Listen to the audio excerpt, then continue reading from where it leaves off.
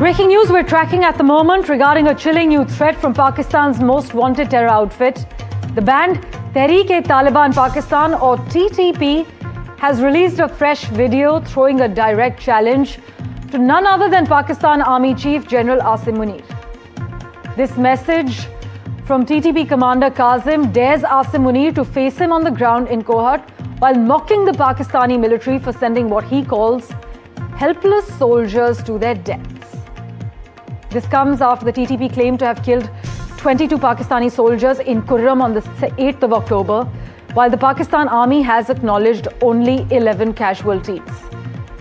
Aditya Raj Kaul breaks down the latest details for us.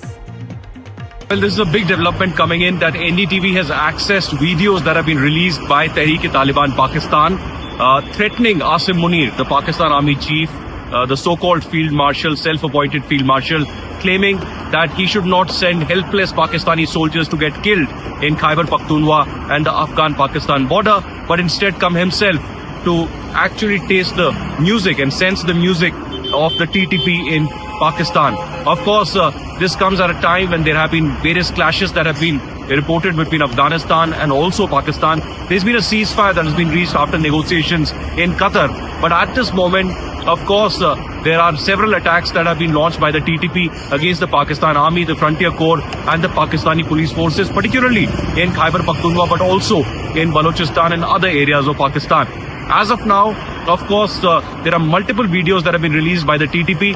This is also of an attack that took place in Kurram agency of Khyber Pakhtunkhwa on the October 8th, where the TTP claims that 25 Pakistani soldiers were killed.